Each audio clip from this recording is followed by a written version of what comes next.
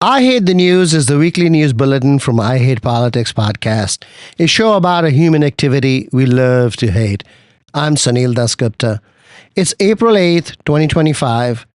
The Maryland General Assembly's 2025 session ended last night.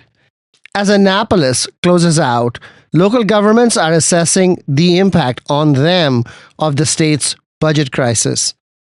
Montgomery County, Maryland has proposed a property tax hike to balance out things.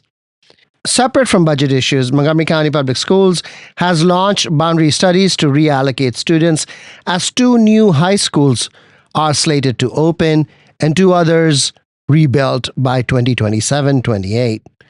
A majority of the school district is likely to be affected. A poll shows that 60% of Marylanders want countywide voting centers, but don't count out neighborhood polling places just yet. What are the trade-offs? In D.C., Council Chair Phil Mendelson moves to fast-track changes to open meeting law that will make it easier for councilors to meet privately with the mayor and allow the district's Criminal Justice Coordinating Council to meet in closed session away from public eyes. And more. Stay with us.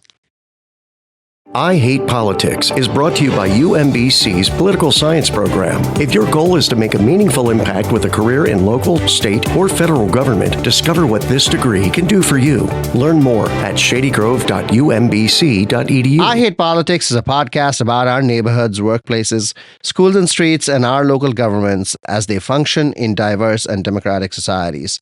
This means our politics are messy, dirty, sometimes corrupt, with often self-serving politicians. But no matter how much we may hate politics, we are never exempt from it, even when we refuse to participate. In fact, the purpose of politics is to keep society moving precisely when we don't agree with each other, like now. Keep on talking, marching up to freedom way. Ain't gonna let racist politics turn me around. No. Turn me around. No. Ain't gonna let racist politics turn me around. Yeah, ain't gonna let nobody turn me around. No. Turn me around. More perfect union. In order to form a more perfect union, Establish justice. establish justice, Ensure domestic tranquility. ensure domestic tranquility, Provide for the common defense. provide for the common defense, Promote the general welfare. promote the general welfare, And secure the blessings of liberty secure the blessings of liberty to ourselves and to our posterity. to ourselves and to our posterity. The preamble to the United States Constitution being collectively read at a local protest in the Washington, D.C. area. Part of the nationwide hands-off rallies that gathered Saturday, April 5th. In the Washington, D.C. region, tens of thousands joined protests not just on the National Mall, but in neighborhoods. 300 or so gathered in Burtonsville in eastern Montgomery County, and more than 100 at Leisure World, one of the largest retirement communities on the East Coast. We will play audio from the protests through the episode. Many listeners and friends of the show sent in videos and audio from the protests they attended. Most extensively, former school board member and repeat show guest Jill Ortman-Faust. Thank you.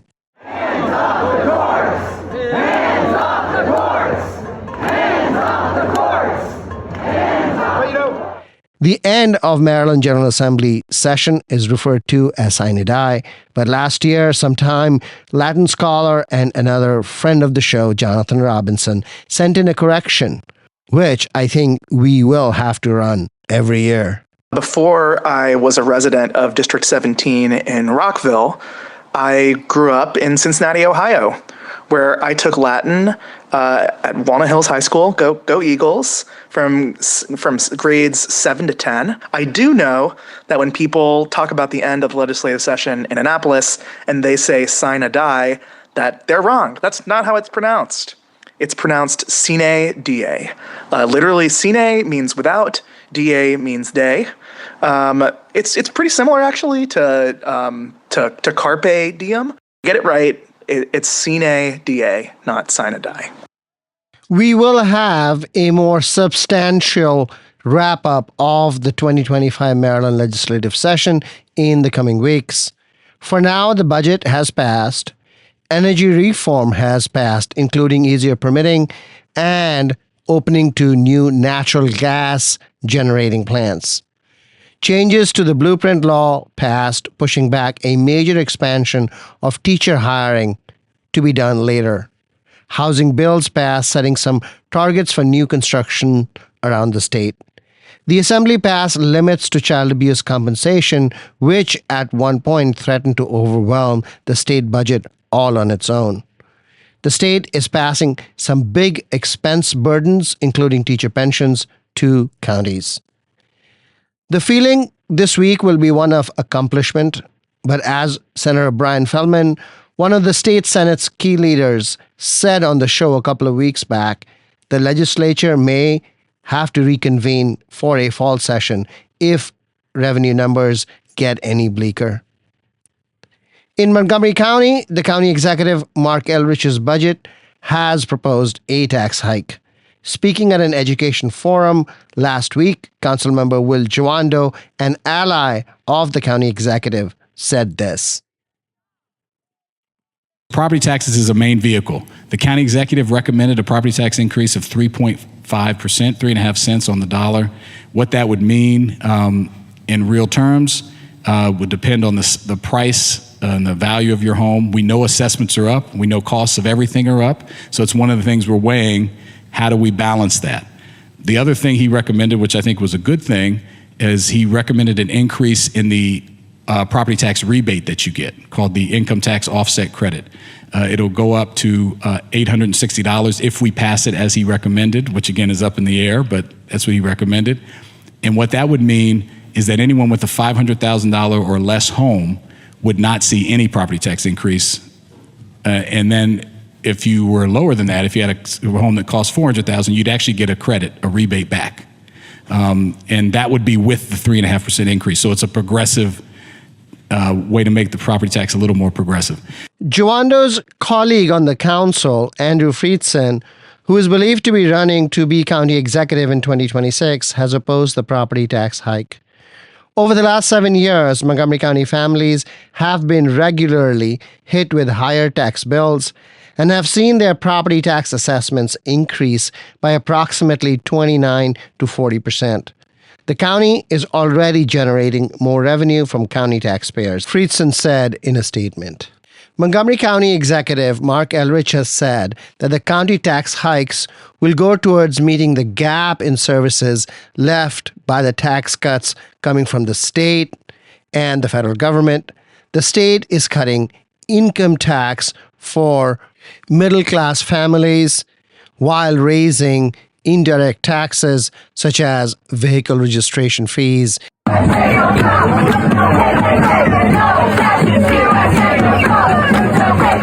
This audio comes from Montgomery County resident Emily Clark Hines.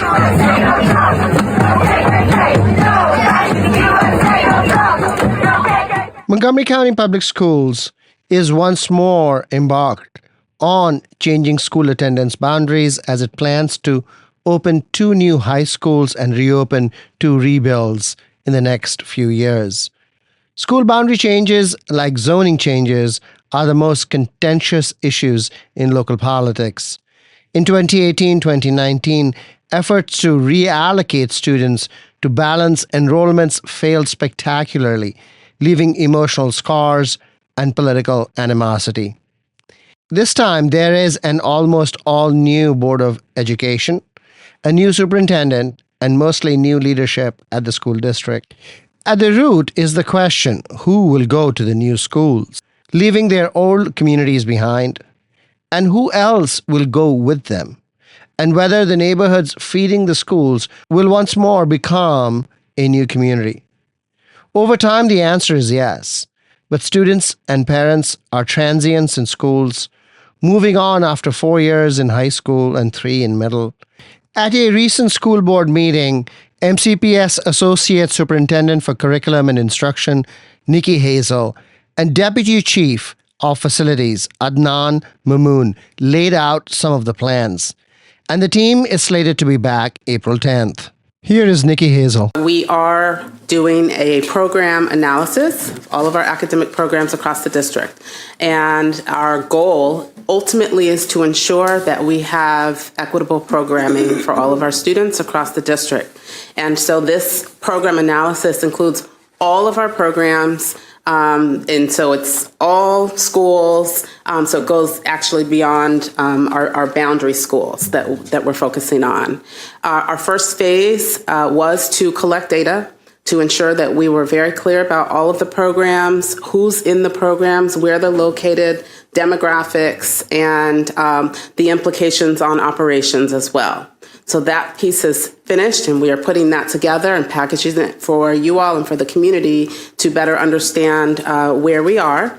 And now we are in the second phase as we are working to ensure that we have an advisory group. Our goal is to have some of the members from the Boundary Advisory Group join our group so that there is some consistency and understanding the process and what is taking place.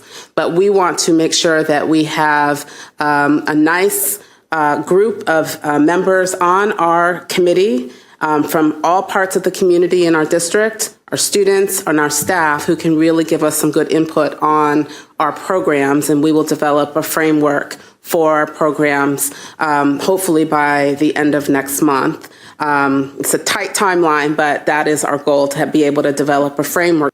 And then as we move into our later phases, we want to work alongside of Flow Analytics and our facilities team to ensure that when they are presenting boundary options, that there are also programming options that go along with it.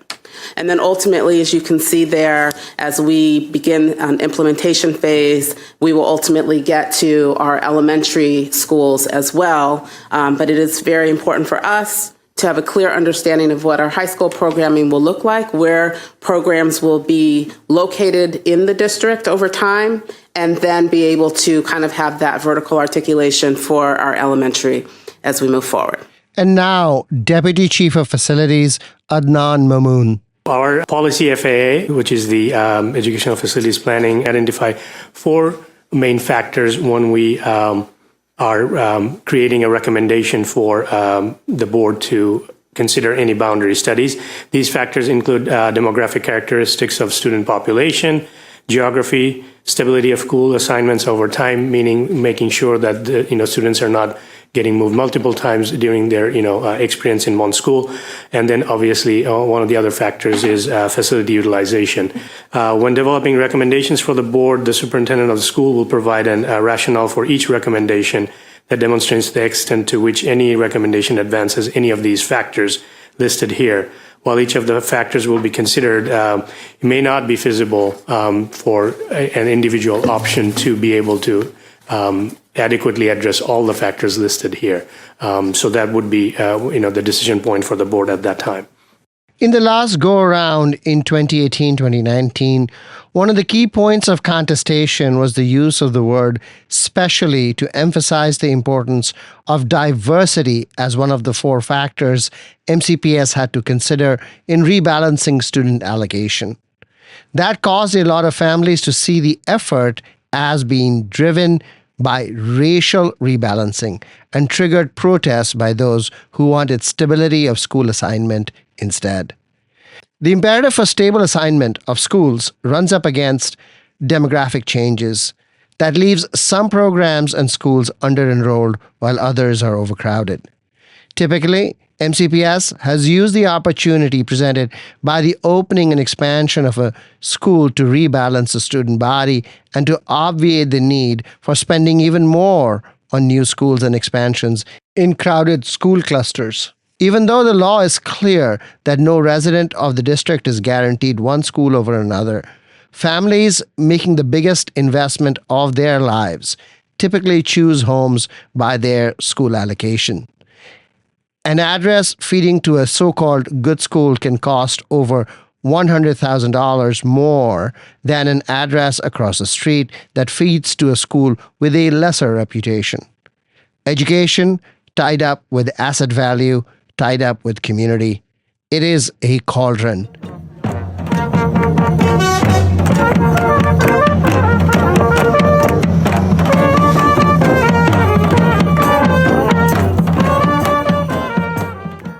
The Center for Democracy and Civic Engagement at the University of Maryland released results of a poll it conducted in January earlier this year that showed that 60% of Marylanders wanted county-wide voting centers.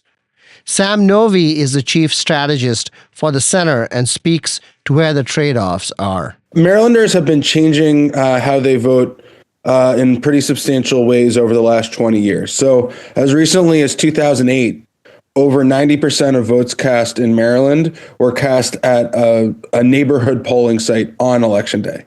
And that number had been dropping pretty substantially even before the pandemic as the result of increased uptake of both early voting and vote by mail. And then obviously during the pandemic, we had really even more dramatic shifts in vote method. But what we saw this year in 2024, which we were watching really closely at CDCE, was did people's habits about how and where they choose to vote, did that go back to where things were before the pandemic, or did we see really durable shifts in how Marylanders are voting post the pandemic?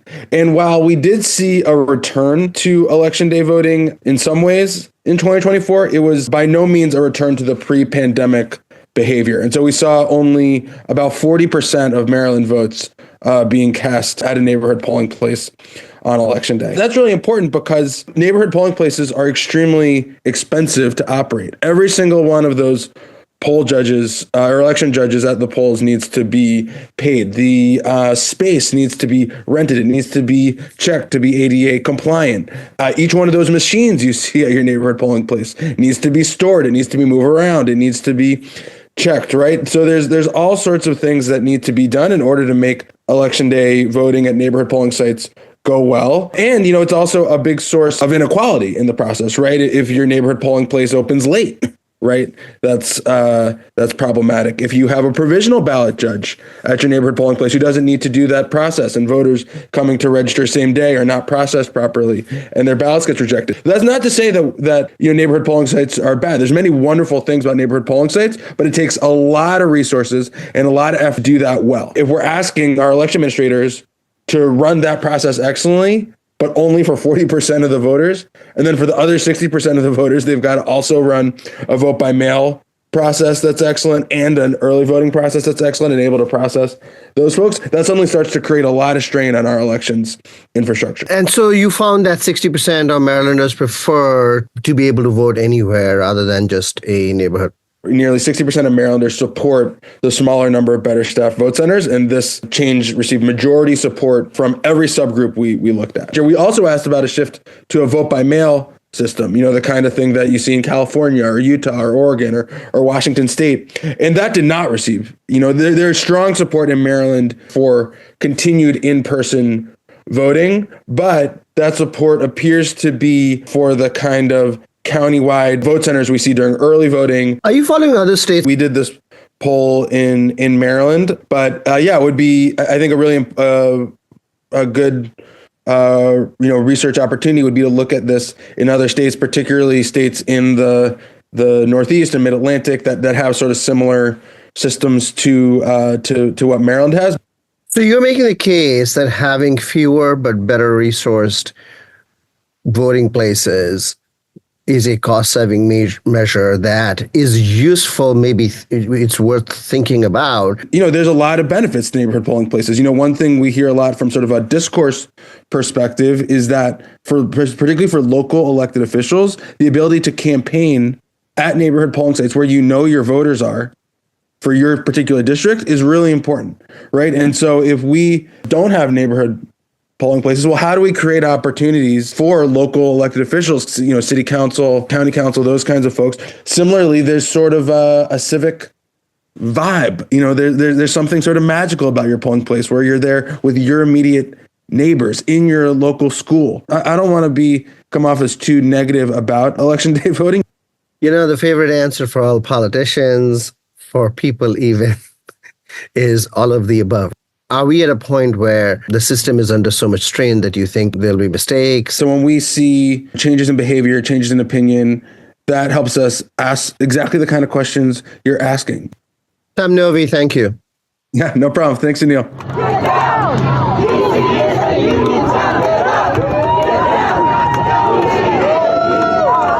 Open meeting laws are the core of government transparency.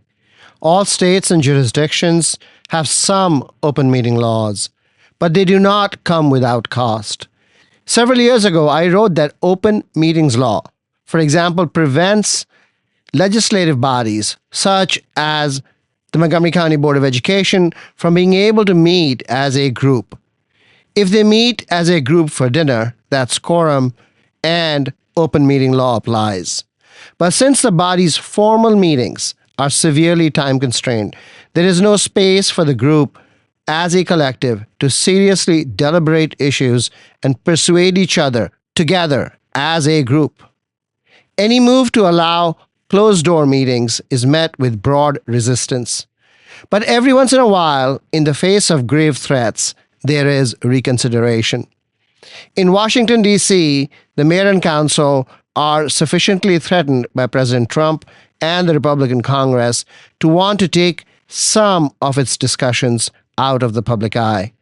D.C. Council Chair Phil Mendelson is fast-tracking a law that will allow the district's Criminal Justice Coordinating Council, which is chaired by the mayor, to be able to meet behind closed doors. Trump and the Republican Congress have been vocal about the problem of crime in the city, and the city leadership, speaking with one voice instead of publicly airing their own disagreements, is now necessary to meet that threat. But government transparency advocates are fighting back.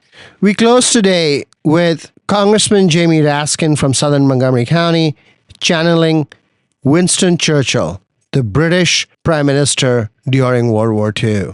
We're winning in the states. We're winning in the counties. We're winning in the cities and towns. We're winning in the churches, and not just with the great Reverend Barber. We're winning across the country.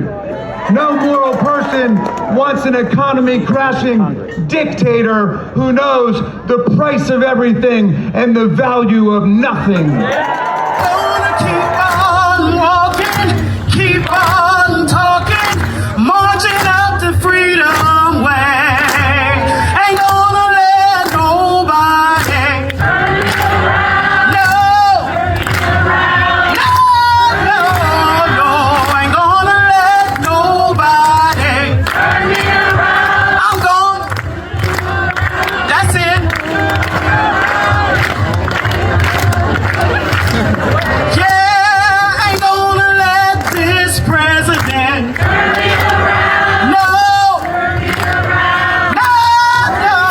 No, ain't gonna let this president keep on walking, keep on talking, marching up the freedom way. Ain't gonna let racist politics turn me around. No, turn me around. No, no, no, no, no, no, no. Ain't gonna let racist politics turn me around. That's all for this episode. Be sure to check out our future interview series that comes out Friday mornings. I Hate Politics is produced by me, Sunil Dasgupta, with support from the University of Maryland, Baltimore County. I direct UMBC's political science program at the universities at Shady Grove in Montgomery County, where, among other things, we explore and learn about politics, government, and society close to home. I hope you'll subscribe and share the podcast as we bring you stories about politics close to you and to your home. See you next time.